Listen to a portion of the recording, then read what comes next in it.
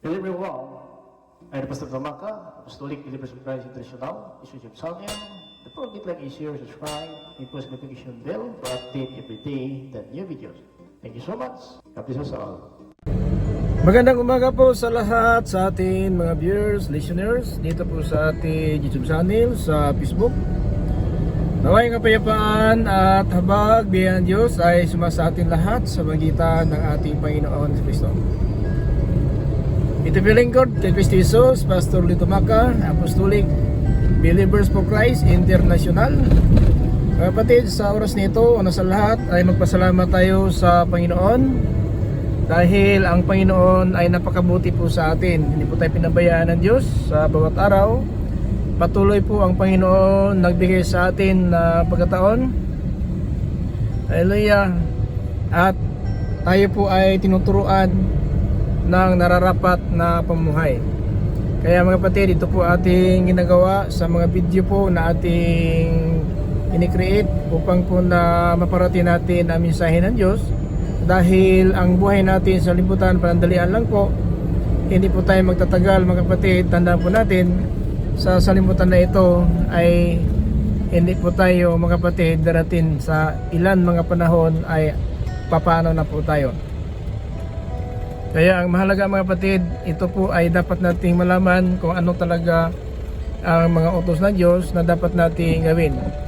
Kasi yun po ang ating balon, no? Pabalon natin sa pagharap mga kapatid sa Panginoon. Hallelujah. Yan po ating babalunin ang bunga ng ating gawa. Yan po mga kapatid ang sinabi sa Galatia in chapter 6 verse 7. Ganito mga kapatid ang sinabi ng Biblia, na kung ano ang tinatanim ng tao, ayan din ang kanya anihin. So yan mga kapatid ang dapat malaman natin, na sana po aanihin natin ang buhay na walang hanggang, hindi kaparusahan, sapagkat babangon ang mga patay at ang matuwid papunta sa buhay na walang hanggang, at ang masama papunta po sa kapahamakan na walang hanggang. Isa John 5:28 to 29. So kaya mga kapatid, dapat natin halagaan po, no? Pahalagaan natin ang kaligtasan na ito. Huwag natin hayaan mga kapatid na ito ating pumuhay sa liputan ay hindi natin mapakinabangan. Dapat mapakinabangan natin ito. Mahabang buhay pa tayo mga kapatid, ay ating gawin na po kung ano ang kalooban ng Diyos. Kasi mahirap na po na umakasa tayo ng kaligtasan, ayun pala ay kapahamakan ating kantungan. Sapagkat pag namatay na po ang tao, so nananahimik na po. Wala na po siyang suliranin doon sa lugar ng mga patay, sapagkat ang hatol na lang hinihintay. Na habang buhay tayo mga kapatid, kaliwat kanan suliranin ng buhay. Pero alam natin na ang Diyos, siya lang pumaasahan at tagapagtulong po natin, sapagkat ang Panginoon talaga ang nagbigay ng mga pangailangan ng tao. So kaya mag-ingat po tayo mga kapatid. Huwag natin hayaan na itong pamumuhay natin ay hindi mapakinabangan, sapagkat habang buhay pa tayo may pag-asa. Kaya mga kapatid, no, maliwanag po na sinabi ng Biblia na habang buhay pa ang tao may pag-asa, is mga ngaral mga kapatid, Ecclesiastes Kabanata 9 talata 4, na habang buhay pa tayo may pag-asa. So kaya dapat natin malaman na itong buhay natin ngayon, na mahalagaan po natin ito, na maghatid sa atin sa buhay na walang hanggang. Now, i-like and share lang po natin mga kapatid ang salita ng Diyos. Subscribe po tayo para po na updated. I-post natin ang notification bell para po sa bawat araw na mga video po na ating ginagawa ay maparating natin kaagad, no? Sa buong sanlibutan, sa ating mga kaibigan, kamag-anak, at sa lahat po ng nais ng kaligtasan ay pagkalooban ng Diyos. Kasi diyan tayo nagkaisa mga kapatid, no, sa salita ng Diyos, dahil po sa ating pananampalataya sa Panginoon ay tinuturuan po tayo ng Panginoon nararapat na pamumuhay. Na-shout out po sa lahat ng ating mga kasama sa ministry, Apostolic Believers of Christ International, lahat po ng mga viewers natin ngayon sa YouTube channel sa Facebook. Magandang araw po sa inyo. Ang kapayapaan, habag, biyaya ng Diyos naway ipagkaloob sa atin sa magitan ng ating Panginoon Kristo. Now, ang key verse natin mga kapatid dito sa Galatia in chapter 6 verse 7. And ito po ating pakinggan ang key verse natin mga kapatid. Huwag ninyong linlangin ang inyong sarili. Ang Diyos ay hindi madadaya ni naman. Kung ano ang itinanim ng tao, iyon din ang kanyang aanihin. So yan po ha. Ito po ang salita ng Diyos mga kapatid. Ingat tayo kasi hindi po malinla ang Diyos. Sapagkat alam po niya ngayon ang ating pamuhay kung namuhay tayo ng matuwid o namuhay ba tayo ng masama. Kasi ang Diyos nakatingin po sa tao dito sa lupa, no? At alam po niya saan tayo ngayon nakatira at saan po tayo mga kapatid. Alam po natin sa panahon na ito, kaya wala pong makatago kasi tinitingnan tayo ng Diyos kapatid. 5:21 sa Proverbs o mga kawikaan, ito ang sinabi po ng Biblia sa 5:21. Sapagkat nakikita ng Panginoon ang lahat ng iyong ginagawa. Saan ka man naroroon, tinitingnan ka niya. Ganyan po ha. So wala po tayong maidahilan kung maidinay sa harapan ng Diyos sa araw ng hatol sapagkat tinitingnan po tayo, no? Parang umigas lang tayo sa sanlibutan, kaliit, no? Pero sa mata ng Diyos kitang-kita po tayo. Lahat ng bagay sa sanlibutan kitang-kita niya, pati po sa daigdig mga patay, yung makaluluwa, kitang-kita ng Diyos. At alam ng Diyos ang ginawa ng mga kaluluwa doon sila naman lupa. Alam niya mga kapatid kung ano ang ginagawa ng mga tao doon sa daigdig mga patay. Kaya yan po mga kapatid ang dapat malaman natin na walang nakatago talaga, no, sa paningin ng Diyos. Lahat talaga ay hayag. Kaya wala tayo madahilan sa araw ng paghatol na anuman ating katuwiran, wala na po. Wala na tayong magawa dahil pagkatapos ng kamatayan, hatol na mga kapatid.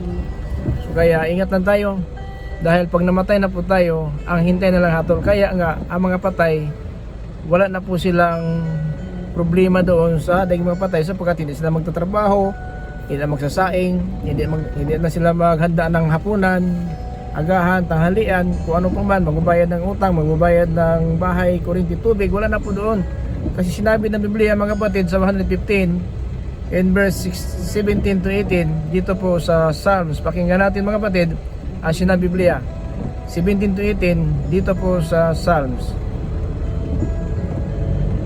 Ang mga patay ay hindi na makakapagpuri sa Panginoon dahil sila ay nananahimik na. Tayong mga buhay ang dapat magpuri sa Panginoon. So dahil sila nanahimik na, so ang mga patay naghihintay na lang po sila ng hatol. So kung gaano po kaikli ang buhay natin, pero mas malawak doon sa daigdig mga patay sapagkat ang lahat na nakatira doon wala ng kamatayan. Wala na po lahat, kaya tinatawag ito ng daigdig ng kaluluwa. Ang lahat nakatira doon walang kamatayan, mga kaluluwa na po sila. Dito tayo sa second heaven, dito sa ating tinitirhan, ay ito po mga kapatid, ang naninirahan dito, lahat po mawala. Lahat po mawala po dito mga kapatid sa sanlibutan na ito. No, kaya dito tayo pinangaralan po ng Panginoon. Kaya nga magandang balita nakarating po sa mga patay dahil po ganyan na ang pag-ibig ng Diyos. Mula pa ng pasimula, hindi ginawa ang tao para sa impyerno, ginawa ang tao para po sa kanyang kaharian, sa kanyang Eden kung paraiso. Kaya lang nabigo po ang Panginoon dahil po si Diablo. Kaya mga kapatid, nang namatay ang Panginoon Kristo ay pumunta talaga siya doon sa daigdig ng mga patay upang pangaralan po yung mga tao doon na sa mga kapatid bilangguan na sila po sa panahon ni Noah, hindi po sila nakikinig ng aral ni Noah na mamuhay ng matuwid sapagkat ginawa niya ang daong almost 100 years. 1,000. Excuse me. Almost 100 years ginawa ang daong. So ang tagal, ang taas po ng pagkumbaba ng Diyos kahit na po nangaral si Noah ng tungkol na matuwid na pamuhay, pero wala pa rin ginawa ang tao, nag-iinom, nag-asawa, kung naglalasing, kung ano pa man ang hanap buhay nila. Yun na po ang natupak ng mga tao habang naginawa ni Noah ang daong. Imagine is 100 years ginawa ang daong. 100 years. Napakaano po, layo, napakataas po ng pasensya ng Panginoon habang ginawa ang daong.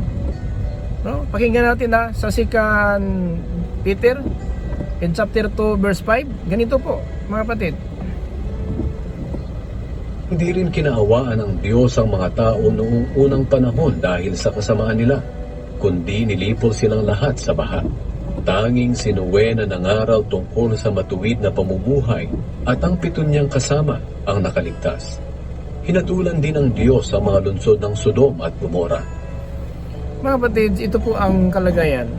Sa panahon ni Noah, ang mga tao talaga, wala po silang inatupak, kundi mag-inom, maglasing, mag-asawa, ano pa man hanap buhay nila, ganun lang po ang kanilang hinaharap. Wala po silang time sa Panginoon. Sa pagginawa ng mga tao sa panahon ni Noah, ganito po, pakinggan natin sa 24 in verse 37, 38, dito po sa Mateo.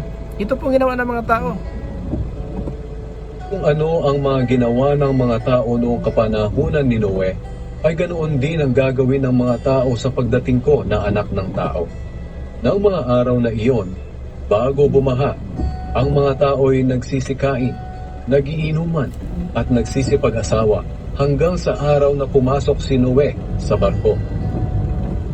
39. Wala silang kaalam-alam sa mangyayari hanggang sa dumating ang baha at nalunod silang lahat. Ganyan din ang mangyayari sa pagdating ko na anak ng tao.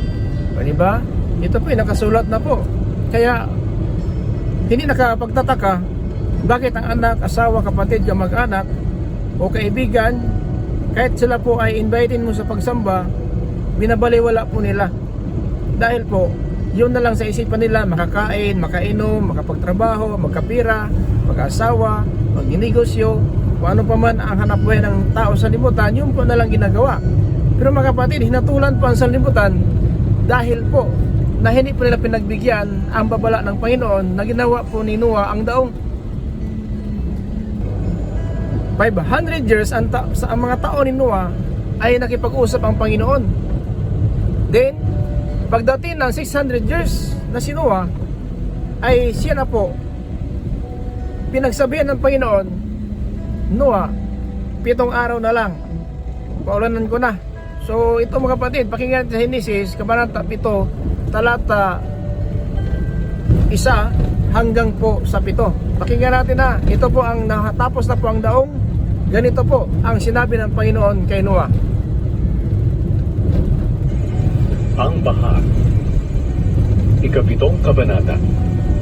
Sinabi ng Panginoon kay Noe, pumasok ka sa barko kasama ng buong pamilya mo, sapagkat sa lahat ng tao sa panahong ito, ikaw lang ang nakita kong matuwid. Sa lahat ng tao lahat ng tao sa panahon na ito, ikaw lang ang matuwid. So akala natin itong pag-iinom lang, itong pag-asawa, pagninegosyo, kung pagtatrabaho ay tama na ito. Masama yan kung wala ang Diyos. Masama po yan. Kaya sino walang nakita ng Panginoon na matuwid? Kasi ang ginawa ng mga tao sa Panginoon, nagiinom, nag-asawa, naglalasing, ano pa man hanap buhay nila, ayun ang pinatupak ng mga tao. Pero masama yun. Kung yun na lang ating inakala, trabaho lang, tulog lang, magkapira, magkanegosyo, magkabahay, magkasasakyan, ano pa man, etc. So masama po yan pag wala ang Diyos. Sino walang nakita sa buong katauhan ng panahon ni Noah?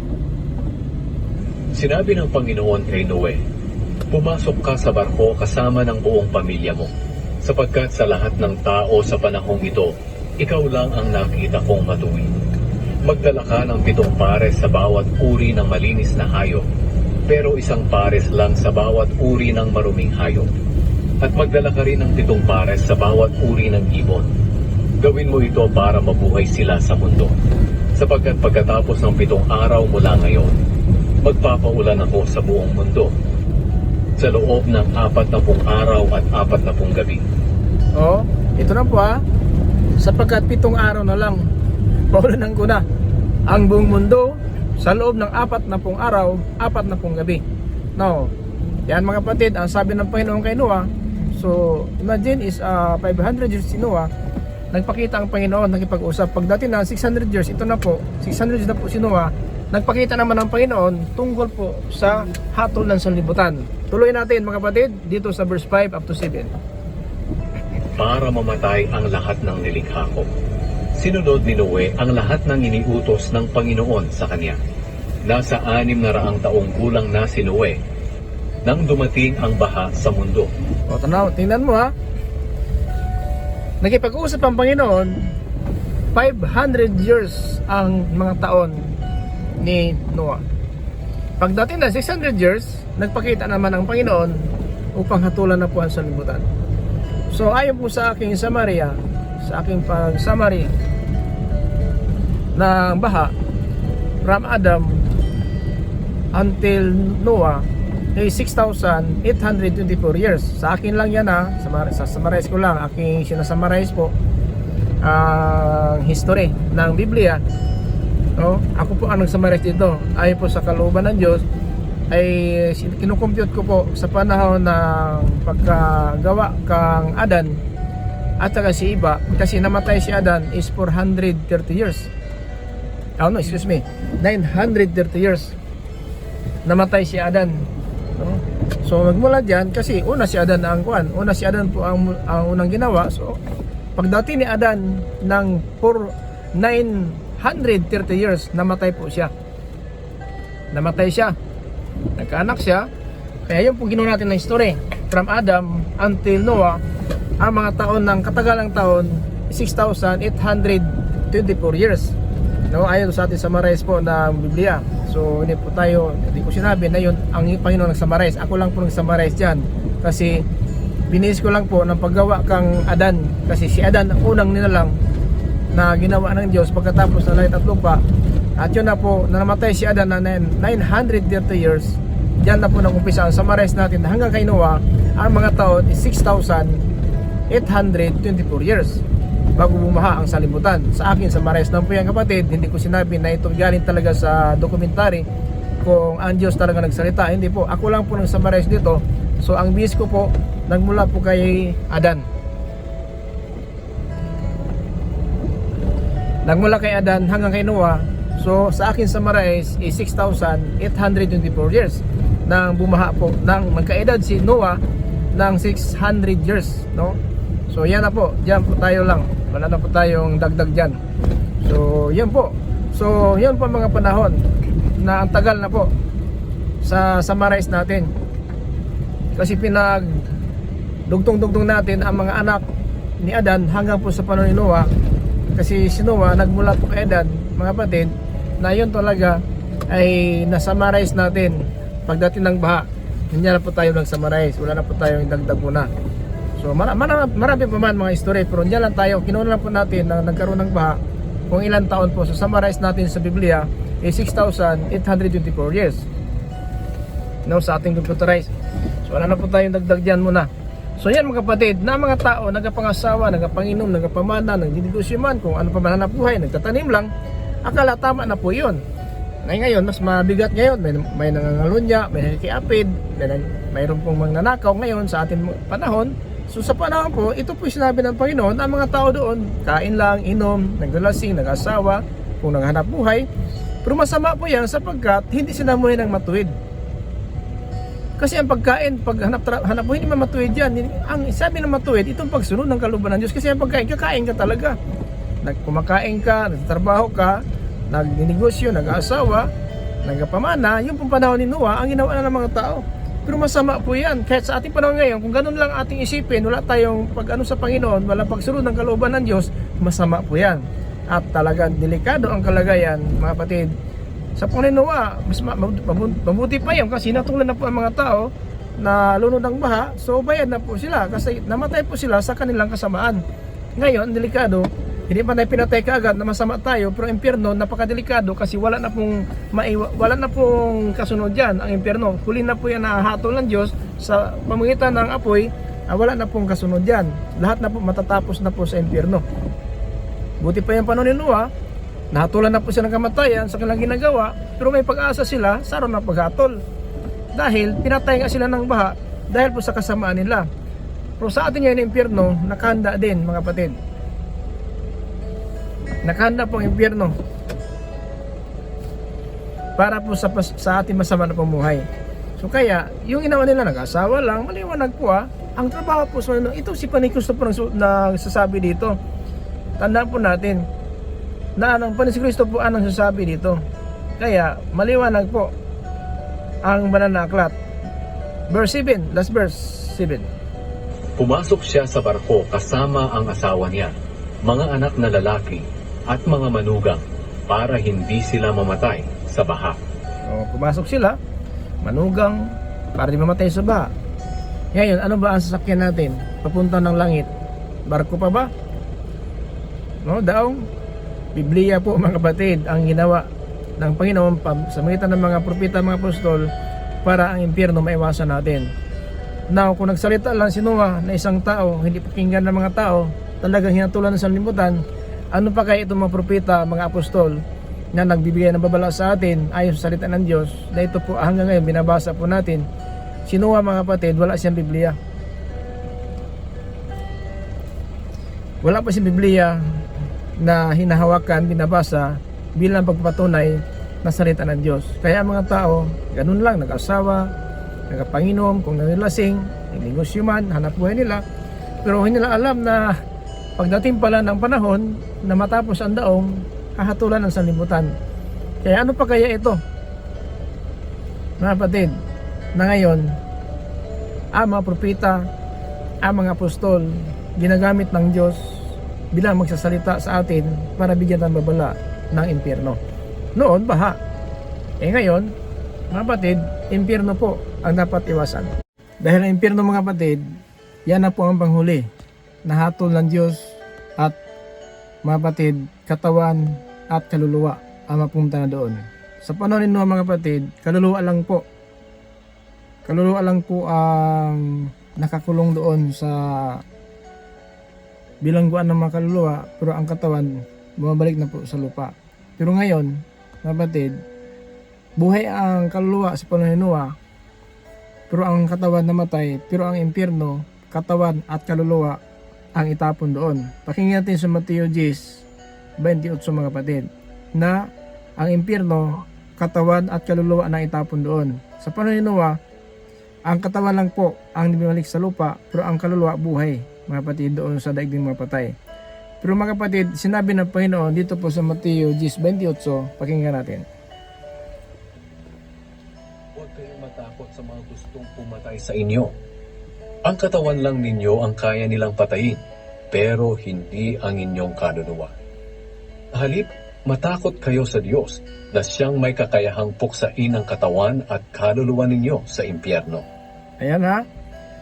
Yun po ang matindi ngayon. Sa panahon ni Noah, ang namatay lang po ang katawan, pero ang kaluluwa nakakulong, mga kapatid. Pakinggan natin dito po sa unang Pedro, mga kapatid, kabanata 3, talata 18 hanggang po sa 20 po.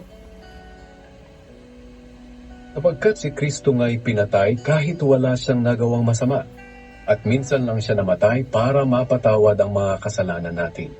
Siya na walang kasalanan ay pinatay alang-alang sa atin na mga makasalanan, para madala niya tayo sa Diyos. Pinatay siya sa laman, pero binuhay siya sa espiritu. At sa kalagayan niyang espiritual, nangaral siya kahit sa mga espiritu ng mga taong nakabilanggo na hindi sumunod sa Diyos noong panahon ni Noe. Sa panahong iyon, matiyagang hinintay ng Diyos ang pagsampalataya nila sa Kanya habang ginagawa ang barko. Ngunit 8 tao lang ang sumampalataya at pumasok sa barko at nakaligtas sa tubig. Yan po ha, maliwanag po na kahit namatay po sa panahon ni Noah, yung mga tao talaga na hindi po nakikinig sa aral ni Noah, sapagkat si Noah nangaral po, mga kapatid, tungkol sa matuwid na pamumuhay. 2:5 sa pangalawang Pedro, ganito po ang panahon ni Noah na nangaral po siya sa matuwid na pamumuhay. Hindi rin kinaawaan ng Diyos ang mga tao noong unang panahon dahil sa kasamaan nila, kundi nilipol silang lahat sa baha. Tanging si Noe na nangaral tungkol sa matuwid na pamumuhay at ang 7 niyang kasama ang nakaligtas. Ayan po mga kapatid, talagang 8 lang po sila. So nangaral si Noe tungkol po sa matuwid na pumuhay. Pero anong katuwiran nilang ginagawa? Kain lang sila, trabaho, tulog, maglasing, mag-asawa, or ano pa man ang hanap buhay nila sa panahon ni Noah. So yun na po ang inatupak po ng mga tao na kahit si Noah po gumawa ng daong almost 100 years.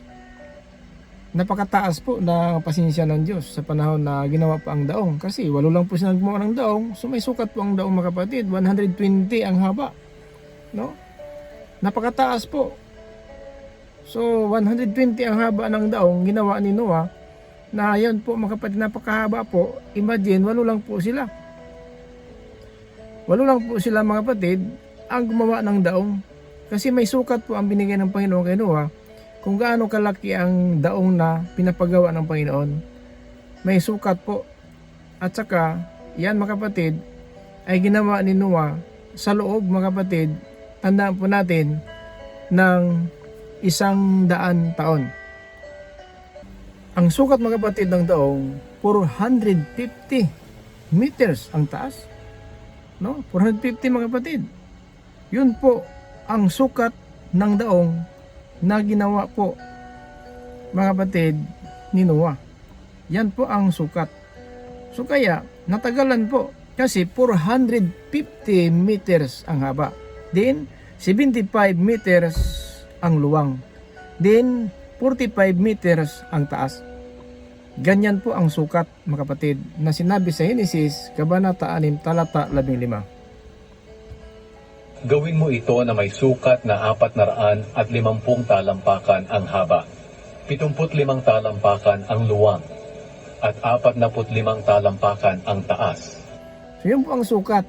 No, 8 lang silang gumagawa. Kaya umabot na 100 years ang tagal. Dahil po na ang Panginoon po nakikiusap kang Noah, may 3 na siyang anak, is 500 years na po siya, mga kapatid. So yun po ang panahon, mga kapatid, ni Noah na nagkaedad na po siya ng 500 years. Nagpakita ang Panginoon dito sa 32 sa chapter 5 sa Genesis. Nang 500 taong gulang na si Noe, isinilang ang mga anak niyang lalaki na sina Shem, Ham, at Japheth. So, sa mga panahon na yan, talaga nagpakita ang Panginoon kay Noah. Nakita po ng Panginoon ang mga tao napakasama po, no? Napasama, no? Dito sa chapter 6 verse 12. So 500 years na po si Noah, nagpakita ang Panginoon mga kapatid. Chapter 6 verse 12. Nakita ng Diyos na lubhang masama ang mga tao sa mundo dahil ang ginagawa nila ay puro kasamaan. Kaya sinabi niya kay Noe, lilipulin ko ang lahat ng tao. Dahil sa kanila lumaganap ang kasamaan sa mundo, lilipulin ko sila kasama ng mundo. Kaya ikaw, Noe, gumawa ka ng barko mula sa matibay na kahoy at gawan mo ito ng mga kwarto. Pagkatapos pahiran mo ng alkitran ang loob at labas ng barko. Gawin mo ito na may sukat na 450 talampakan ang haba, 75 talampakan ang luwang, at 45 talampakan ang taas. So yan po. May sukat, pero dahil ang mga tao talaga, wala pong inatupak nila. Pero kahit sabihin natin na, bakit pastor, uminom lang yun, naglasing lang yun na. Nag-asawa na negosyo man, hanap buhay nila at nagpamana, masama na pala yun. Masama yun. Kasi, yun lang ang trabaho ng mga tao, wala pong silang ano sa Panginoon. Walang paggalang, wala po silang takot. Paano magkaroon ng takot sila na wala na silang panahon sa Panginoon? Inom lang. O, pakinggan natin na. Baka sabihin natin, inom lang kay pastor, hindi naman ito masama, inom. O, tingnan natin kung hindi ba masama yun. O, kasi sabi ng Panginoon, napasama ang mga tao sa libutan. Anong ginawa nila? Biblical po ito. Hindi, wala dagdag, walang bawas. Sa Matthew 24:37 to 39. Hindi natin nagdagan ito, hindi natin binabawasan ito. Itong salita ng Panginoon Kristo po. Ang anak na Diyos ang salita po dito. Kung ano ang mga ginawa ng mga tao noong kapanahunan ni Noe, ay ganoon din ang gagawin ng mga tao sa pagdating ko na anak ng tao. Anong ginawa ng panahon ni Noah na napasama sa paningin ng Diyos? Walang sinabing rapist, walang sinabing drug pusher. Ano? Ito mga pre, 38-39. Ang mga araw na iyon, bago bumaha, ang mga tao'y nagsisikain, nagiinuman, at nagsisipag-asawa hanggang sa araw na pumasok si Noe sa barko. Yun po wala tayong dinagdag, wala sinabi ito, nang rape, nangalunya, nakikiapid. Ito lang ginawa.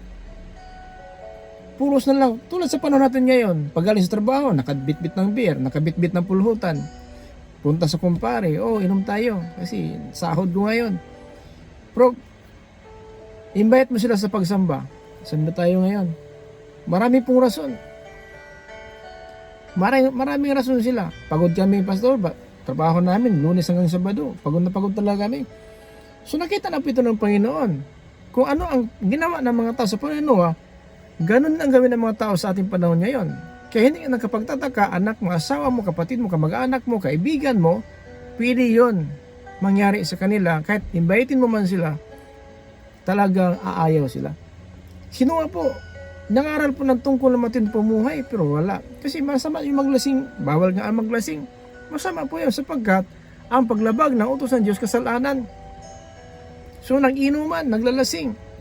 Bawal sa Biblia ang maglasing. Hindi, masama po yan kasi labag mo ang utos ng Diyos. Diba? Diba maraming, minsan yung ginawang rason na lasing na po ako. Lasing kasi ako, pastor, hindi ako labat, masakit ang ulo ko. Inom kami ni kumpare kagabi, ni brother, inom kami kagabi, ano talaga. Hindi kayo kapunta ngayon sa simbahan, pastor. Diba? Yun ang ginawa nila ang rason. Masama po yan sa Panginoon, alam ba natin? Masama po yan. Walang dagdag, walang bawas ito. Kung anong ginawa ng mga tao sa panahon ni Noah na bumaha po. Ang mga araw na iyon, bago bumaha, ang mga tao'y nagsisikain, nagiinuman, at nagsisipag-asawa hanggang sa araw na pumasok si Noe sa barko. 39. Wala silang kaalam-alam sa mangyayari hanggang sa dumating ang baha at nalunod silang lahat. Ganyan din ang mangyayari sa pagdating ko na anak ng tao. Mga kapatid, masakit man, mag-invite ka ng kamag-anak mo, kaibigan mo, kahit anak mo. Simba tayo, maaga gumising. Wala, yung iba doon, humihilik. Humihilik ang iba, mga anak mo. Simba tayo kasi makinig tayo ng aral ng Diyos. Ikaw lang ma, ikaw lang tay.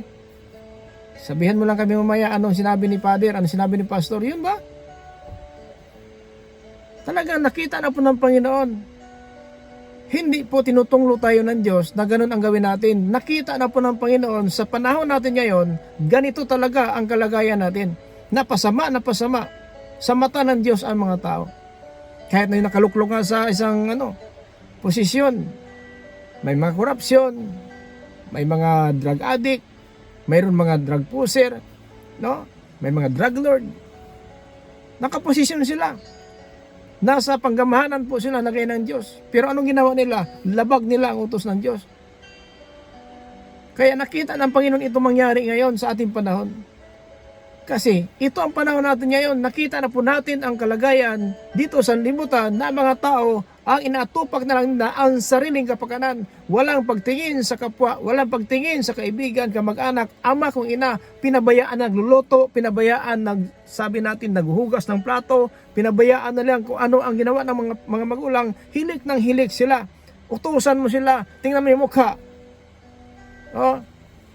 Galit sa'yo. Yun po ang sinabi ng Panginoon kung ano ang ginawa ng mga tao sa panahon ni Noah, yun ang gagawin ng mga tao sa pagbabalik ng anak ng tao. Kaya huwag ka na magtaka. Huminahon na lang tayo. Anak, kamag-anak, kapatid, asawa, kaibigan, huminahon lang tayo. Wala tayong magagawa. Pero mas mabuti pa ang Sodoma, hinatulan ng apoy, mas mabuti pa sa panahon ni Noah, nalunod sa baha ang mga tao, pero ang kaluluwa nila, buhay pa. Buhay pa.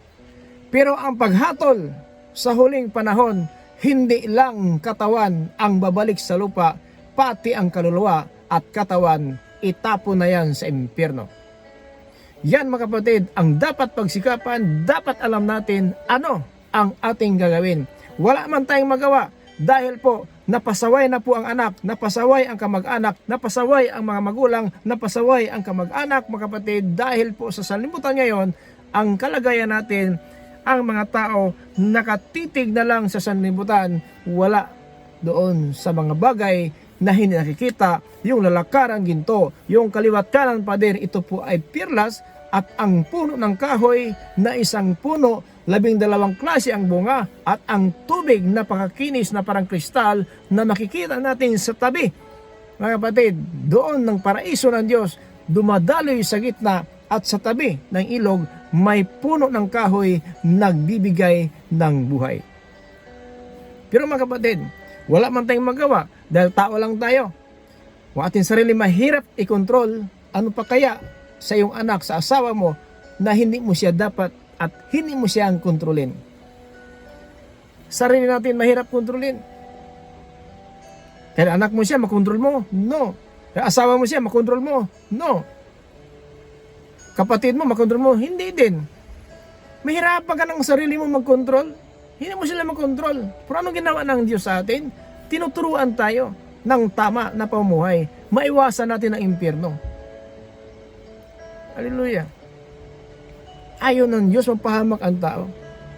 Bakit mapahamak tayo? Tulad na po ni Noah, nag-asawa, naglalasing, nagtatrabaho. Kung nagnegosyo man, sana po sabi na nagsaka sila, kung nagtatanim sila. So kung part sa Panginoon, wala po sila. Wala. Kasi kung mayroon talaga sila, takot sa Diyos, yung daong na ginawa ni Noah, tumulong sana sila. Walang tumulong. Kaya sabi ng Panginoon, ikaw lang nakita ko na matuwid. Bakit? Si Noah lang ang gumawa ng daong at ang pamilya.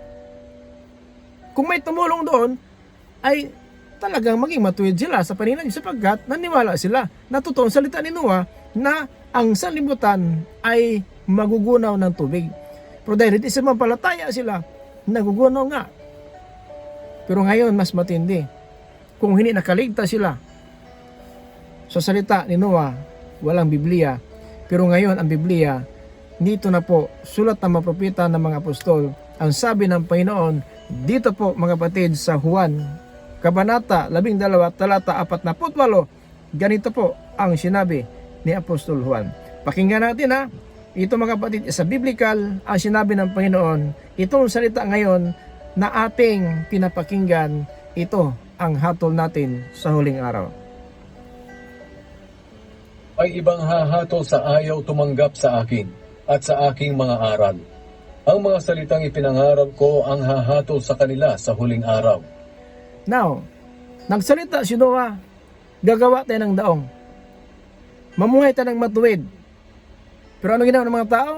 Naglalasing, nag-asawa, nagpamana, or kung nagnegosyo man, hanap buhay, yun na lang po ang natupag ng mga tao. Hanggang natapos ang daong, si Noah lang talaga ang gumawa. Kaya sabi ng Panginoon sa Genesis 1:1, ikaw lang ang nakita kong matuwid sa aking paningin sa lahat ng katauhan. Mayroon man tumulungan mo, yung kamag-anak lang, yung anak niya, at saka yung asawa ng anak, walo lang sila. O kung may nakatulong doon, yun, isipin ng Diyos na matuwid kasi tumulong sa paggawa ng daong. Kasi wala. Kaya sinabi ng Panginoon, ikaw lang nakita ko. Ngayon, ano ang iniwan na binigay sa mga propeta, mga apostol, salita ng Diyos? Kaya sabi niya, ito ang hahatol sa kanila sa huling araw. Ito ang hatol sa atin ang salita ngayon na atin napakinggan. Ito mga kapatid, nakapag-post tayo ng mga video, nakapag-live tayo para maparating natin ang salita ng Diyos. Para maparating sa buong sanlibutan ang kagandahang loob ng Diyos na ang nais ng Panginoon, lahat ng tao ay maligtas. Biblical ba, Pastor? 1 Timothy chapter 2 verse 4, ito po ang plano ng Diyos sa tao. Lahat ng tao sana ay maligtas. Pero bakit? Hatol po ang kantungan dahil po ang inatupak ng sanlibutan ang kanila na lang, mga kapatid, kagustuhan. 1 Timothy chapter 2 verse 4, ito po ang sinabi ng Biblia. Pakinggan natin. Nais niyang maligtas ang lahat ng tao at malaman ang katotohanan. Nais niya maligtas ang lahat ng tao. Ito na. Kasi ang impyerno nakahanda na, katawan at kaluluwa itapo na sa impyerno. Now, sa panahon ng paghatol, mga batid, mabuti pa ang Sodoma, Gomora at saka yung namatay sa panahon ni Noah, may pag-asa pa sila. Bakit? Ang Sodoma, tinupok na apoy. So, hatol yun sa kasamaan ng Sodoma. Tinupok na apoy. Si Lot lang ang kanyang anak na dalawa ang nakalabas. Kapatid, pero asawa ni Lot, naging asin kasi lumingon po sa Sodoma. Ngayon, kahit namatay na po sila, ang sabi ng Panginoon Kristo sa Mateo, na mas mabuti pa sa panahon ang mga tao na natupok sa Sodoma kaysa sa panahon ng paghatol kaysa mga tao ngayon nakikinig na itong Biblia. Mas mabuti pa. Ang sabi ng Panginoon, mabuti pa ang mga tao sa Sodoma sa araw ng paghatol. Mayroon pa ba maligtas sa kanila? So, siguro, kahit na po kung natupok sa apoy, sa kasamaan, pero sa panahon ng hatol, mayroon pang tatanggap talaga. Mga kapatid, mayroon pang tatanggap sa kanila ng sabihin natin, itong buhay na walang hanggang. So, yan po ang dapat natin malaman na sa ating pamuhay, hanggat sa mga araw na ito, dapat pahalagaan natin kung ano ang nararapat po sa ating pamuhay. Yan ang ating gagawin na utos ng Diyos. Kailangan natin malaman kung ano talaga ang kalooban ng Diyos. Kailangan natin gawin kung ano ang sinabi ng kasulatan. Dapat natin malaman 11:24 dito po sa Mateo. Pakinggan natin mga kapatid, 11:24. Ang sabi ng Panginoon sa mga tao kaharap niya, mga kapatid, Kaya tandaan ninyo na sa araw ng paghuhukom, mas mabigat na parusa ang tatanggapin ninyo kaysa sa mga taga-Sodom. May kapahingahan kay. So yan mga kapatid, no? Mas mabuti pa daw sa araw ng paghukom ang araw ng paghatol kaysa mga tao ngayon. Mga tao ngayon nakikinig ng salita ng Diyos. So bakit mas mabuti pa ang Sodom, mga kapatid? Kasi sinabi dito mga kapatid sa verse 23. Kayo namang mga taga-Kapernaum, baka akala ninyo'y papupurihan kayo kahit doon sa langit. Hindi. Ibabagsak kayo sa impyerno. Sapagkat kung sa Sodom nangyari ang mga himalang ginawa sa inyo, nananatili pa sana ang lugar na iyon hanggang ngayon. Kaya tandaan ninyo na sa araw ng paghuhukom, Araw ng paghukom ito ha. mas mabigat na parusa ang tatanggapin ninyo kaysa sa mga taga-Sodom. Mas mabigat na parusa ang tanggapin ng mga tao ngayon kaysa Sodoma. Kasi ang Sodoma, kaya tinupok na po yan sa kasamaan nila. So, yun po, dahil sa kasamaan, hinatulan na po sila ng apoy. Pero may hatol pa. Kasi patay ang katawan, ang kaluluwa, nandoon sa ring mga patay. Pero sa araw ng paghatol, impyerno, ang katawan, kaluluwa, matapon na doon. So, lamang ang mga panahon ni Noah, mayroon pa sigurong hindi gaanong mabigat ang kasalanan. So mayroon ba, ang Panginoon nakakaalam dyan, kung ibigay ka doon sa apoy, apoy ka talaga. Kung paraiso ka talaga. Sapat, ayon po sa gawa. Kaya ating key-verse, Galatians chapter 6 verse 7, na kung ano ang tinatanim natin, aanihin natin yan. Na ngayon mga kapatid, kumusta man ang tanim natin? Maganda ba? Kung maganda, di maganda, anihin natin. Kung masama, masama anihin natin. Kaya nga, ang daong, pinapagawa ng Panginoon para maligtas ang tao. Na sino tumulong? Sino lang po ang gumawa sa mga anak niya, asawa ng mga anak niya, asawa niya, malulang po sila. Ngayon ang Biblia. Sino yung nagsalita, walang Biblia? Hindi nakinig ang tao, puros na lang asawa, pamana, lalasing, ano pa mang gusto nila. Nagawa ito ng gusto nila. Pero pumasok na po sa daong, wala. Inano silang lahat. Gawang liban lang kay Noah, nagbawa ng daong. Kaya sabi ng Panginoon, ikaw lang ang nakita ko mati. Kasi yung daong, yan ang isang halimbawa ang daong. Kung mayroon tumulong, makasakay ng daong. Pero bakit sinabi ng Panginoon, ikaw lang nakita ko mati? Sapagkat, kahit nagsalita si Noah, nagbawa ng daong kasi ang sanlibutan paulanan ng 40 araw, 40 gabi. Ayaw pa rin ng mga tao. No? So di ba ganun? So sumunod lang tayo ng utos ng Diyos, ay matuwid po tayo. Kahit daong lang po yan, pero utos ng Diyos po yun. Gumawa ng daong. Tumulong ba ang mga tao? Wala. Kasi sinuwala na kitang matuwid kasi sinuwala ang gumawa ng daong. Yun po ang ibig sabihin. So describe na po ng Kristo talaga na ang mga tao naglalasing, nagpangasawa, nagninegosyo, kung ano pa man ang trabaho nila, sana buhay, yun lang po ginagawa. Masama rin yun. Tulad natin ngayon. Trabaho lang, inom, kain, tulog, trabaho, inom, kain, tulog, asawa, pamana, o nagkasyuta, nagkaanak. Yun lang po ang trabaho ng sanlibutan. Yun ang pananinuha din. Pero masama yun. Kung yun na lang ating inatupak sa bawat araw, trabaho lang, makapira lang, negosyo lang, magkaasawa, magkanegosyo, kung ano pa mang sitira, maraming plano ng tao sa libutan, maraming gusto nilang maangkin, naangkin na nga nila, wala pa rin sa Panginoon. Now, kung tumulong sila sa daong, makasakay sa daong. Ngayon, itong Biblia, kung hindi at palagaan itong nakasulat sa Biblia, tama ang sinabi ng Panginoon, lahat ng kasalanan ng tao mapatawad. Pero ang lapastangan ng Espiritu Santo hindi mapatawad magmula ngayon hanggang sa darating. Ngayon, ang daong ginawang pattern. Isang halimbawa ang daong, kung may tumulong kay Noah, makasakay sa daong. Daong lang yon, 450 ang haba, 75 ang luwang, is 45 ang taas. Pataas. Haba 450. Ang luwang, kung lupahin natin ang luwang is 450. So ang taas 45 meter. So yun po ang laki ng daong na ginawa ni Noah. Kung may tumulong doon sa daong na yan, so makasakay. Yan, mapwede ka pasakay ng Panginoon, tumulong ka. Ibig sabihin, nampalataya ka ng babala ng Diyos. Ngayon ang impyerno, bilang babala, Biblia po. Biblia po. Dito ang salita ng propeta, mga apostol, sa magitan ng Espiritu ng Diyos na pinagkatiwala at binigay sa mga propeta, mga apostol. Ito ang babala sa atin. Kaya tama po ng Kristo.